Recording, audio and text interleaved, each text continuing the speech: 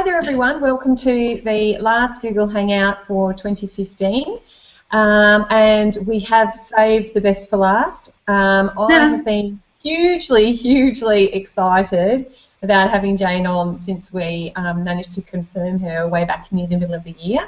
The reason why I'm so excited is that I love following these guys on social media. The branding that they do is just amazing. They are a brilliant business example for anyone in business who wants to sort of, you know, learn how to do things and how to do them well.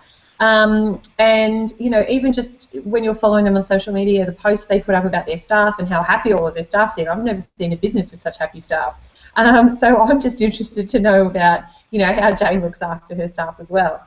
So what we're doing is having a business conversation today with Jane. If you have any questions, you can pop them up in the Q&A screen if you're watching this in Google+, or else we have provided a second link if you're on your mobile devices. That second link is in the email that you can click on. You can ask questions on that one if you're on your mobile devices. The last thing is that if anybody here's any great snippets of advice, or you want to take a picture of the Hangout and pop it up onto social media or anything like that to say that you were listening in this great Hangout, just please use the hashtag #HangWithMum, so that way I can see your comments later and share them and follow them with you as well. So without further ado, welcome to Jane from Birdsnest. Oh, thank you, Ali, and yeah, thank you for having me here today. I guess today I'm going to be talking about finding your birdsong, which is or chasing rainbows and finding your birdsong. So I'm gonna switch across. I've got a few pretty slides, so you don't have to look at me the whole time. I think that's probably a good idea. So just bear with me while I bring those up, and we'll get started. So I'm hoping this will work. Do I have a thumbs up?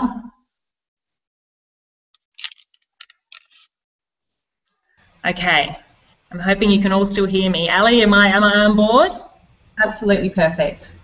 Okay, all right. Well, I guess, you know, I always like to make the disclaimer that I literally, I'm a girl from the country who sells frocks for a living, so it always worries me when I talk to an audience, even though I can't see you today and you're all out there in your homes, what I will have to share with you. And I think, you know, I think the great thing about women is that we're really good at sharing stories. We all have our own story, and I guess my story is just one of those. So I'm very happy to share that with you today, and honoured to be here. So, you know, when I do talk to women out there, what I hear is, you know, just so much busyness of what we're all trying to fit in, and I guess, you know, this particular audience is trying to, you know, juggle motherhood as well as running a business, which, you know, obviously as a mother of 3 I can relate to. My big baby is about to turn 10, so and my smallest little one, Arthur, he's 3. Oh, he's just turned 4 actually. Oh, so I guess, you know, that juggle that we're in, I think, you know, it seems, if you like, that we're all just so busy chasing rainbows, you know, and we just achieved one thing and then we're on to the next. And I think, you know, I was actually only driving to work this week, and I was coming along the road, and I just dropped the kids at the bus stop, and I could see this rainbow in the distance, and I jumped out of the car. I'm pretty bad at Instagram and all that stuff, which I know I should be really good at. And I jumped out of the car to take a photo of this rainbow, and you know, I was like, this must meant to be. I'm talking about rainbows at the moment, and the bus pulled up next to me, and you know, because it's such a quiet country road where I'm from, and the bus driver said, "You right, Jane?" I was like, "Oh yeah, I'm just taking a picture of that rainbow over there." And as I said it, the rainbow disappeared. And I think that's like, you know, our goals in life. We just are constantly, sorry, excuse me, I'm just turning this.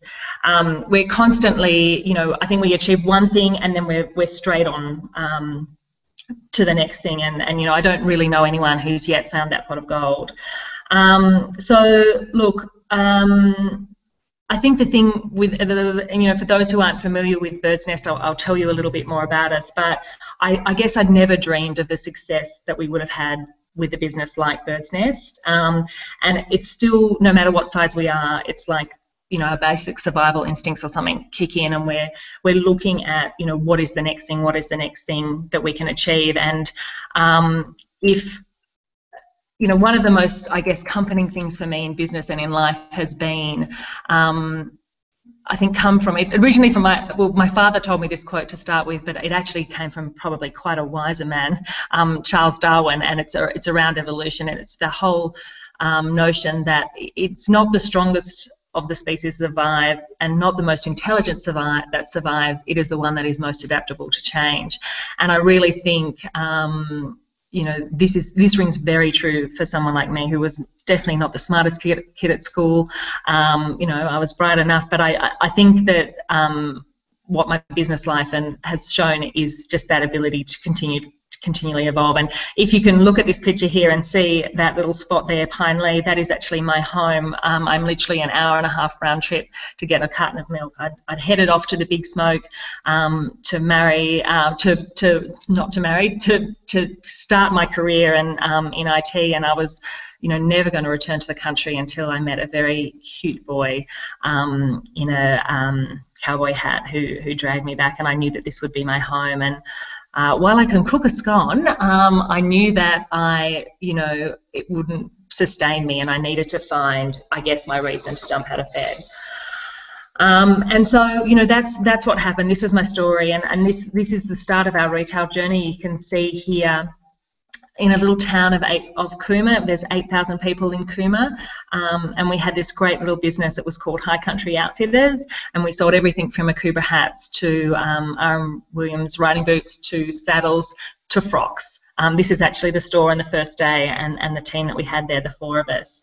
And, you know, if we look, you know, it was about 2006 that I thought, oh, look, I think this online thing is really happening. I think we could take it online. And literally everyone said, oh, Jane, you're crazy. No one is going to buy jeans online. That's really the silliest thing I've ever heard.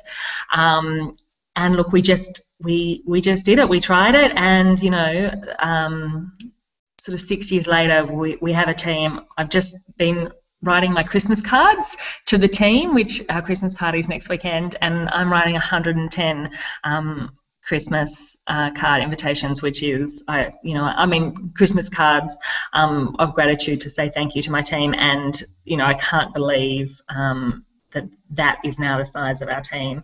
And I think, you know, you think about the milestones along that way. We certainly never intended to grow so quickly, but it was just that you know, evolution and just, you know, needing to adapt. Obviously the retail environment was completely changing, and we had to continually adapt. And you can see from where we've adapted to, if you have a look at now even what our store looks like, it's a completely different business. I remember the really exciting time back in 2011 when we realised that we actually had more people visiting our website than we had living in per day than we had living in our entire town. So there's been a few exciting milestones along the way, although there's also the really scary ones. Like the day I remember we were down in this little dungeon we had under the store packing parcels way into the night, and my mother said to me, oh, Jane, look, we really have to get some help. I don't think we can do this anymore. And I was like, oh, okay. And we hired our very, very first employee, Danielle, and the day she started, we actually did not get one order that day, and it was so frightening. And I just thought, oh gosh, what have I done? And I was like, oh look, it's usually a bit busier than this. So you have those really scary moments throughout the way, and I think, you know, through all of the learnings that I've had, and you can have it, that's actually a picture of our team. We had a team getaway down in Merimbula. I think you can see from the picture with all the umbrellas, I think people thought we were a church choir, or maybe a Qantas in that slide. But you know, the thing that I think I've learned is that, you know, it doesn't matter what type of business you're in, it's all about people, and it's all about not only the people that you recruit and work with, but obviously also your customers. But if I can talk just about culture within an organisation. I know lots of you are working from home, and you know, it's just really you and understanding, you know, creating your own little work environment to be in. But still, I think even when we were, 3 or 4 people, one of the things that was really good about what we did at the beginning of our business was define the things that were really, the principles that were really, really important to us. And so while, this world is, churning and changing, and the digital economy is, completely changing business models, I think at the fundamental core of every business, if we understand our values and why we're in it, then everything kind of flows from there. And I remember, I think, I love Theodore Roosevelt's quote about no one cares how much you know until they realize how much you care. And when I look at a team like our team, we're based in a little country town in New South Wales of 8,000. Many people have really only completed schooling. We have less than 10% with a tertiary degree, yet our business, I think recently, 2015, we actually were awarded with the best online customer experience or service online in Australia, and that's not just in the fashion industry. That's across all online retail. So something that I was incredibly proud of the team. And I think it really does come down to the fact that they really, really care about what they do, and ultimately, our business has been built on return customers, so on word of mouth, and on making sure that we look after every customer. That is our best marketing tool, is to give each and every customer the best possible experience, so that they are able to share that experience and share that story, because that's what we as women are really good at, is sharing good stories. So, while I talk about the churn and all the things that have changed in our business, the thing that I really also believe is, the more things change, the more things stay the same. And when I talked about those principles that we started out with at the beginning of our business, I can share some of those with you, and I can hear my father, telling me them. And he's, I guess I grew up, Dad's an entrepreneur. He's a management accountant, but he's also, he's been in so many businesses and helped so many businesses, that I really grew up with that at the breakfast table, which I think, was a great privilege, and just a great opportunity for me. And obviously, I wouldn't think, when people say you're an entrepreneur, I think, oh gosh, that sounds like such a risk taker, and I think I'm not a risk taker. I think I'm more calculated, but I think that it probably has served me very well in terms of feeling brave to step out into this business world and feel like I can do it. And, I remember him saying, now, Jane, it's not just financial goals you have, you need to understand what your other principles are. And he used to say things like, Jane, if you're going to win the game, you've got to keep the score. In retail, businesses are as good as they look. Treat your team as your family.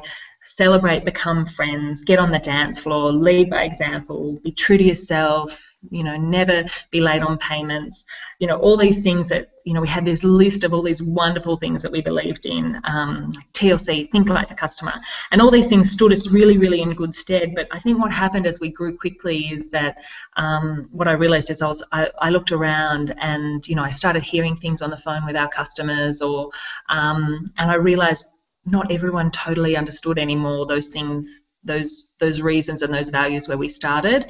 And so I guess what we realized we needed was something that everyone could understand and everyone could be on the same page with.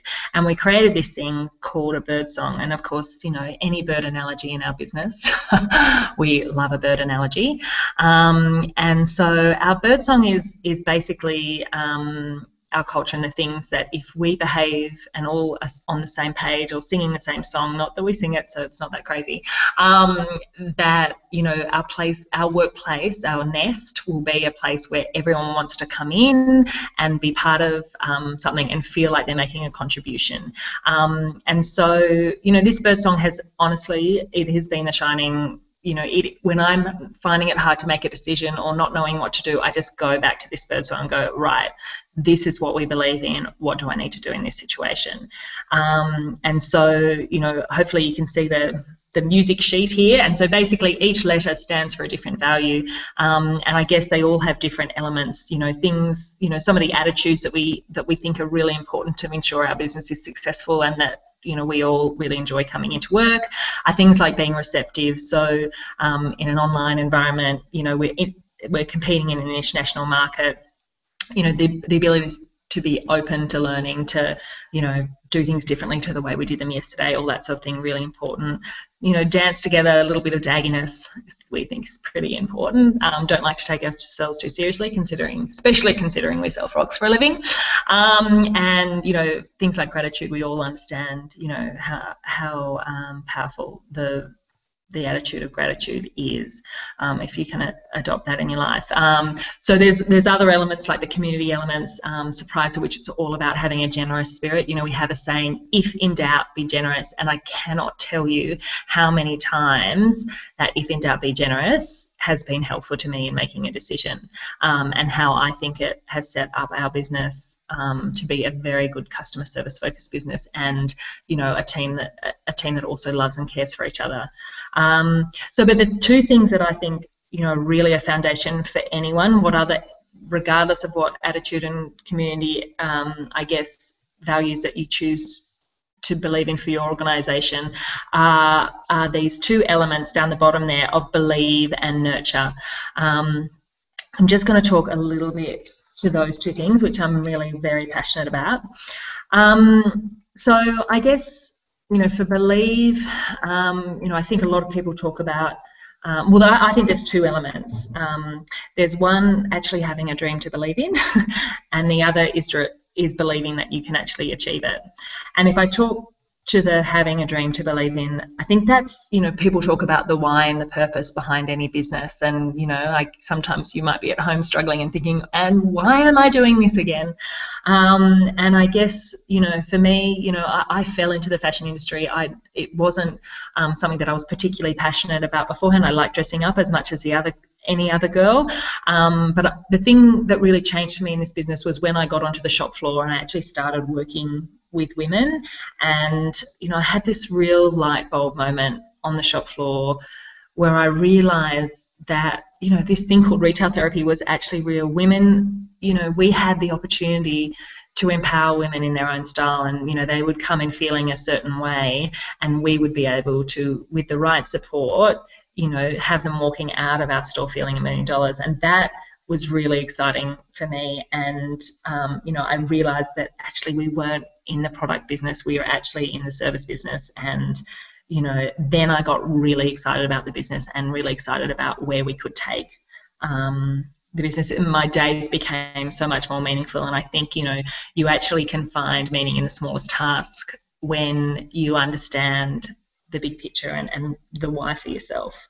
And I think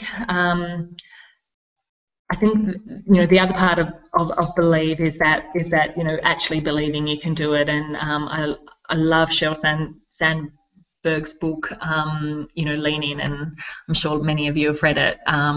But she asks the question, what would you do if you weren't afraid? And I still scare myself when I ask myself that question. I scare my team as well. But I think surrounding yourself with people that actually believe in you is really important, because there's always plenty of people that are saying, why are you doing this, and you're crazy, Dane, you'll never sell something online. I normally know now if I have a crazy idea, it's probably a good one. But and I've had situations, I guess, along the way where, particularly when I first went into business, I actually went into business in a partnership with a beautiful friend called Sarah, and we met in our 20s, and it was like falling in love. Honestly, when we got together, it was like, we could solve every problem in the world. It was just, the possibilities of life were so exciting, and she was so confident that we could run this business, and I was probably much more afraid about whether we could or not. And when I'd say to her, oh, Sarah, do you think we can do this? She'd say, oh, Shane, of course we can. And so, I really am always grateful to her, I think, for probably helping me take that leap into business. And she, that was pretty short-lived, the partnership, but, I think it was a very important step for me, that initial jump with her. So, you know, and there will be moments, you know, of self-doubt all through a journey, you know, and there's, I remember only a couple of years ago, I looked around and I was looking after over 80 people, and, you know, I didn't know what I was doing. I was 26 when I got into business. I didn't have any children then, as well, and, you know, I was juggling so much and looking around and thinking, oh my gosh, I don't know whether I'm any good at this. I don't know whether I'm a good leader. I'm winging it, you know. So I got a coach, and he was fantastic. He helped me. He basically said, you know, what type of leader do you want to be? And he got me to ask my team how I was doing. So we literally sat down, and, you know, my team were able to tell me the things that I should stop doing, the things that I should start doing, and the things that I should continue doing. And, you know, ouch, while that, you know, was pretty confronting, it was also, you know, really reassuring for the things that I was doing right. And what I realised is to be the type of leader that I wanted to be in my business, a compassionate leader, I actually I had to calm down. I was really stressed, you know, and when I was stressed, I wasn't stressed all the time, but when I was stressed, I was not a good leader. And I actually don't think the word stress and good leader go together in the same sentence at all. And so that, I guess, leads me on to nurture, and, you know, something that I know a lot of women leave at the bottom of the list, and myself included. You know, I could intellectualize, and I knew the importance of looking after yourself, but intellectualize was about as far as I went. You know, I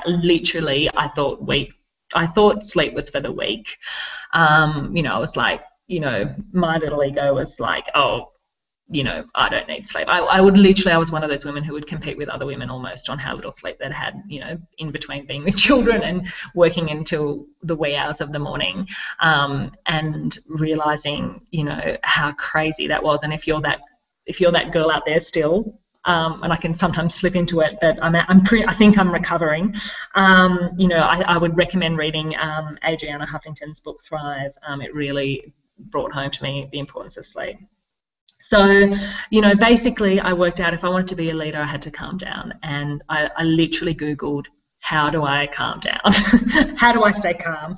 And a lot of stuff on mindfulness came up. And I know, you know, this is a couple of years ago, and I know it's a massive buzzword at the moment, but I think it's a good buzzword to have around. And I actually found this amazing woman called Charlotte Tharp-Owen. Her name's on the screen at the moment, and she runs an organisation called the Mindfulness Clinic. And I went to a mindful leadership course in Bali, and this is you know, a little, probably 2 years ago now, and honestly, it was like I'd found God. It was like I glimpsed what life could be like, and I was like, okay, you know, this is it. I have found, you know, I found this amazing gift, and I need to share it with as many people as possible. I was like an evangelist. Anyone who would talk to me about it, I would talk to them. So, and in the end, I realised, wow, this has been such a powerful thing for me.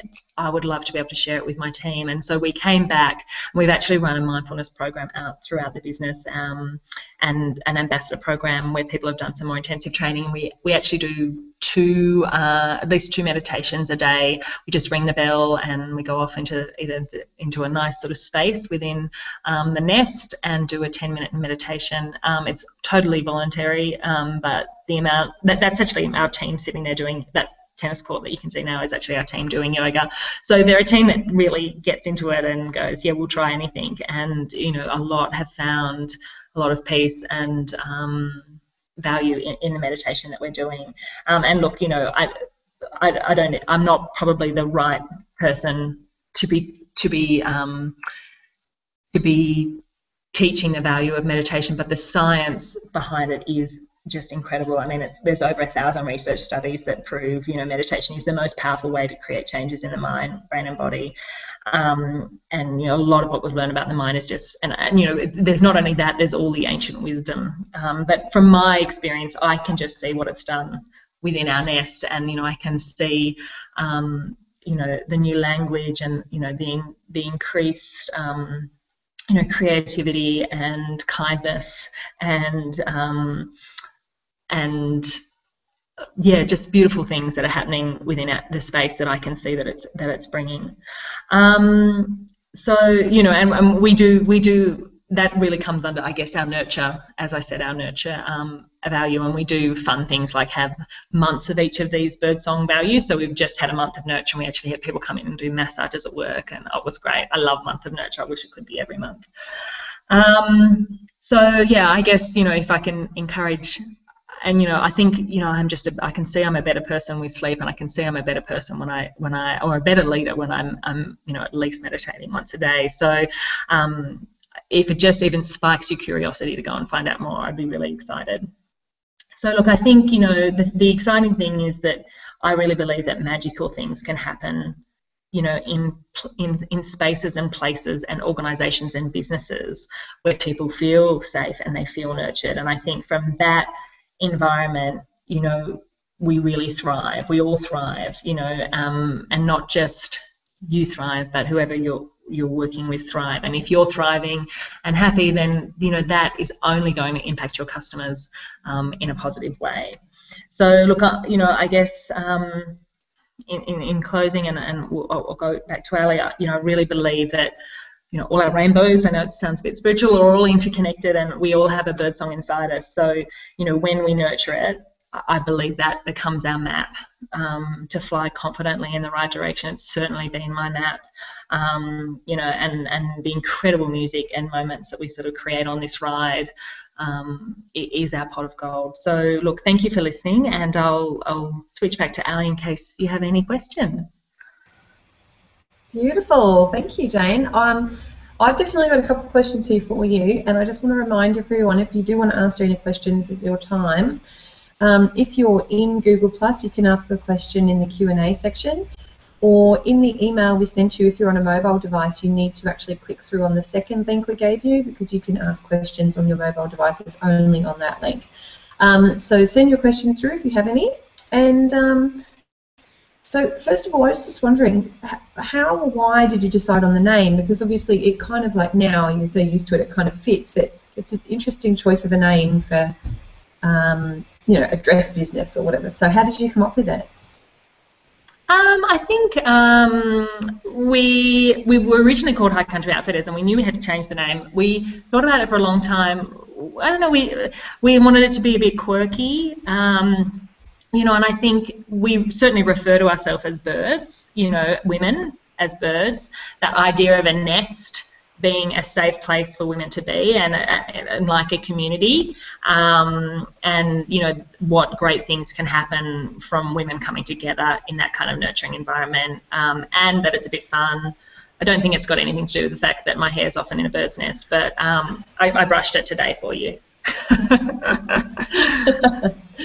So, but it worked out well, didn't it? Because obviously I'm imagining that, you know, just seeing all the branding and all the ways you use it, are you quite happy that you went with the name now? You're like, oh yeah, and this fits as well, and this fits as well. Brilliant.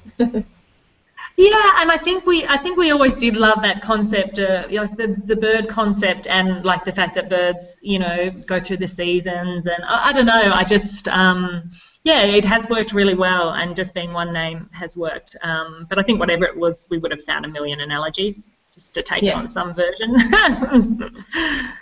And you guys definitely have a very particular brand, and it's probably been finessed over the years, I imagine. But you know, the way your shop looks is exactly represented in all of the photographs that are taken, and the logos and the designs and the fonts and all the rest of it. So how did you end up deciding on that style of a brand as opposed to, you know, one that was more, say, you know, like, you know, that could have been more luxurious and kind of frou-frou, or one that was more street or whatever? How did you end up coming up with that very clear, clean, lots of white, you know, simple brand?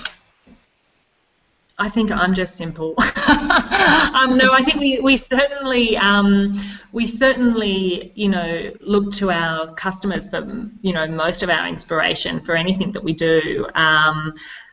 But it just seemed like our message was really simple. We didn't want it. We wanted it to be very approachable, very friendly, and you know, very hopefully unintimidating, because, you know, fashion can be quite intimidating, and, you know, we really wanted our models to smile, you know, we wanted to put things together for people, you know, we just wanted, I guess, the tone of our brand to be, you know, like our personalities, which was, you know, just friendly, fun-loving, and also we'll make this easy for you. Come and, you know, we'll look after you. We've got your back. You know, we're your style support team. No worries. We got you.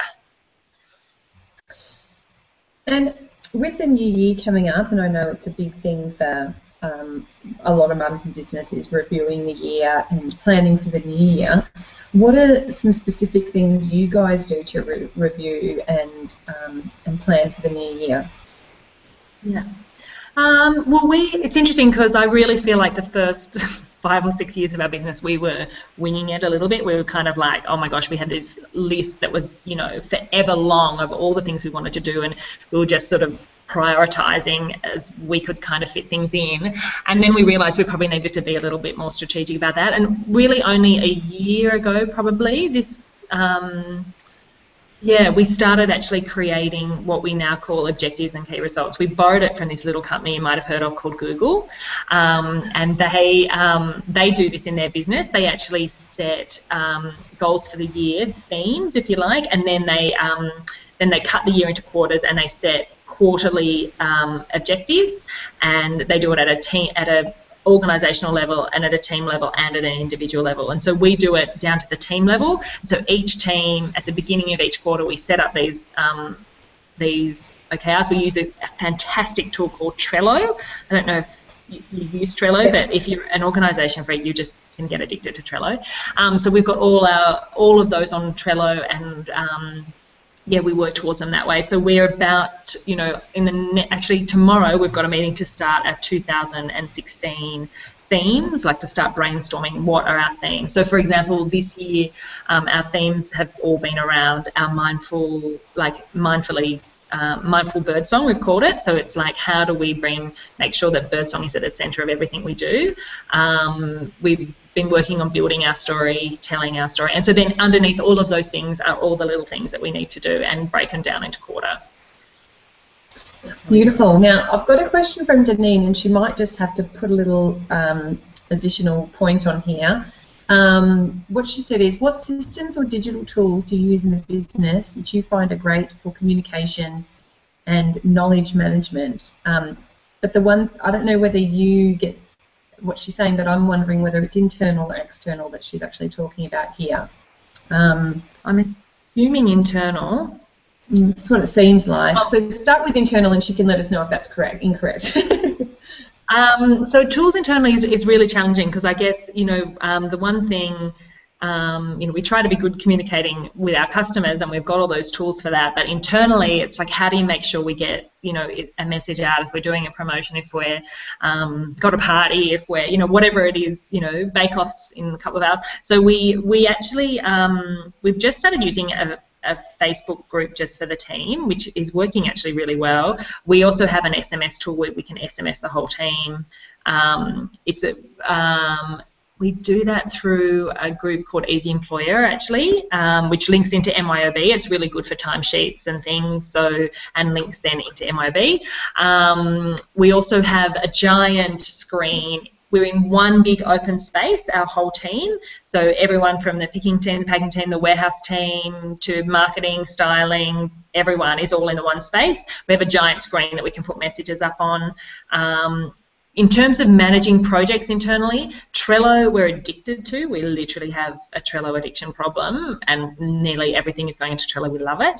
We also use a tool called Basecamp, which is an excellent tool, particularly for, you know, doing things like newsletter design. Rather than emails going back and forth, all the design goes into one central place, and everyone puts their comments in there. We really love Basecamp, and then we use all the Google tools, because we have some remote people, so they use the Google Chat, and we use Google Mail, Google Calendars to do all our, like, everyone else has everyone else's calendars open so they can see what's happening. So yeah, there are a lot of free tools we use. We use very few paid tools. It's amazing what's out there. That's perfect. And it was internal, so we were right. Oh, good.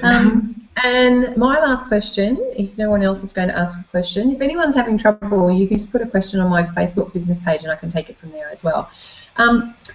Obviously, like you were saying at the start, there is always that eternal juggle and trying to manage everything for mums in business. And I'm not going to ask you how to do it, don't worry, because I know it's always a challenge. But what I wanted to ask was, what are the 3 tools or systems or something that you use to try and help you in your day-to-day management and juggle of everything? Okay, well, the first tool I would use is 10 minutes meditation a day. Helps me. I think that really, in terms of clarity, and just, because once I'm calm and I have perspective, literally the impossible seems possible. So 10 minutes meditation. My calendar is, everything goes in my calendar.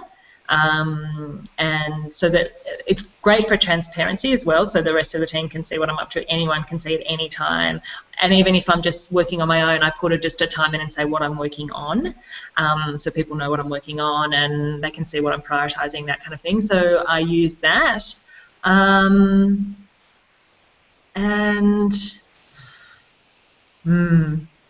I think that they are the 2 things that keep me on track, apart from my, all the amazing people in my life that I actually, wouldn't operate without. So being my partner, my husband, the farmer, and my mum and Ree and everyone else around me that, picks up the ball when I drop it. So, they're the 3 things I probably couldn't live without. And for someone that doesn't do meditation and has never done it, and there's probably other mums out there too, what exactly do you do in that 10 minutes that ends up being so helpful? I mean, how does it work? So really, and meditation, literally, I was meditation before, less than 2 years ago. I was like, okay, I'm too busy for that. That's crazy. I think the main thing is that what you're doing is quietening your mind for 10 minutes. And, there's lots of meditations out there. And if you go to the Mindfulness Clinic, you can just download ones for free there. And I think when you're starting, a really good one to start is just like a body scan, where you literally sit quietly and it just talks you through, and it's just to basically focus your mind on something. And what you're actually doing in that moment is it's the ability to be able to focus your mind. And what's going to happen is, Charlotta talks about it. She's really sweet about it. She talks about your mind being like a naughty puppy, and I think, for anyone that's just starting out and trying meditation, I think even for people that have been practicing for a long time, and I'm not one of them, I'm a beginner, the mind is so busy doing lots of other things, and the ability to just go, that's okay, but come back here, naughty puppy, and just keep bringing your mind back and bringing your mind back. Because I think, what happens in a day, and it's the cumulative over time, that mind training, we call it mind training as well as meditation, particularly at the beginning in business when, we had some skeptics going, why am I'm not going to go and, be all spiritual. But when they understood, well, this is about training your mind, because really your mind is your most powerful asset. What your mind tells you, which is pretty much the most unreliable source of information, is your mind. It's really a crazy, crazy thing. I mean, the things that go on in my mind, I think, oh my gosh, thank goodness that's not real. The ability to have more control over your mind and what it's doing, and it just gives you that increased ability to concentrate, to give you clarity. I think you and ultimately bring more joy into your life. I think it's about finding that inner peace, I guess, that inner quietness, and knowing that no matter what crazy stuff is going on around, you can find a space that's quiet where you can breathe. There's always a cup of tea. And there's ways of doing it without meditating. It's just having that moment and being with a cup of tea, all by yourself. Lock yourself in the cupboard. The children are screaming outside. Just lock yourself in the cupboard with a cup of tea, just for a minute, and and have a few breaths. And that might be all you need at that moment. But it's just finding that stillness sometimes is really, really, I think, important in the crazy world we live in. Beautiful. I think a lot of mums have just realised they've been meditating all these years anyway, if they've been locking themselves in the cupboard with tea. They're like, I already do that. Exactly. they'd find their own way. I think everyone's probably doing it somehow. They're surviving, so. Exactly. Beautiful. So I don't have any other questions. No others have come in. So I think you must have covered it off really, really well. So thank you so much for being on today. I know how ridiculously busy you are, so taking this time to share your tips and advice with everyone is just so amazing. So thank you so much. Pleasure. And also Jane has said that there's going to be a free shipping offer for Birdsnest that's going to go out in the email when we send out the recording for this. So anyone on now, keep an eye out for that email when it comes out in the next week or so, because the code in there will get you free shipping, and that's perfect for Christmas. You can get a new dress for Christmas and look all swanky. Perfect. And also just on the whole planning and reviewing for the new year, just wanted to let you know I have got a post pinned to the top of my Facebook business page, Motivating Mum Oz, which is just my favourite business planner and reviewer from Leona Dawson, and it literally takes you through a whole lot of questions for reviewing the year that was and for the year that you want to be. And, you know, I thought I was pretty thorough, but she asks questions in there that I hadn't even thought to ask myself. So it's brilliant for, you know, going to a cafe and just writing and being prompted on a whole lot of things you probably wouldn't have thought to ask yourself. So if anyone is interested in, you know, getting a tool like that, that's pinned to the top of my Facebook business page. And also a huge thank you to Anita, my Google Hangout gal, who literally, I wouldn't be able to do these Hangouts without her. She really manages everything from organising all of the emails that go out to getting the speakers online, of which we just got Jane online 2 minutes before the session today. So I wouldn't have, you know, we would have just given up if Anita wasn't here. So thank you so much, Anita. You're welcome. Thank you. And if anyone wants training on Google Hangouts, or if anyone wants, you know, Anita to manage them for her, she's definitely available, and they're a brilliant tool to use for, you know, getting the word out to your customers, or even just interacting with staff or something like that, because obviously the tool is free, so it's perfect. So definitely contact Anita. What's your details, Anita? Anita at akavirtualpa.com.au. Beautiful. Put you on the spot then, didn't I? Yeah. Thank you and for that. No worries. So we're going to take a little break now. Yay! I'm so excited. We will be back in February next year. So until then, thank you so much, everyone, for being on board with us for the Google Hangouts. And we'll catch you in 2016. See you.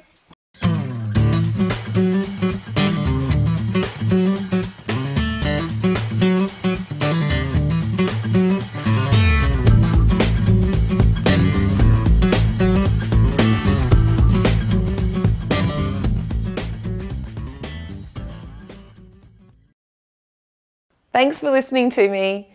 If you think that you would love to know when my next video comes out, you can. Just subscribe here or here or here or down there or somewhere around here. You'll see the subscribe button. Hope to see you again. Bye.